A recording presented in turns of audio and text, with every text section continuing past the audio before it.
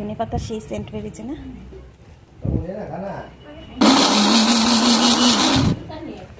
দেখেন বন্ধুরা আমরা কি খাচ্ছি, কত সুন্দর আমিও এই সুন্দর লঙ্কা মুহেতারাও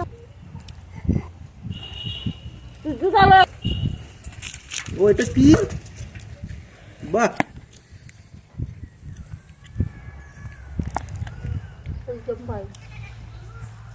খাবি বাবা খাবি। আজকে আবার আমরা পিঠা বানিয়ে খাচ্ছি ধনেপাতা লবণ লঙ্কা দিয়ে। তো দেখো কি সুন্দর ধনেপাতা সাজিয়ে দিয়েছি, খুব সুন্দর দেখা যাচ্ছে তাই না?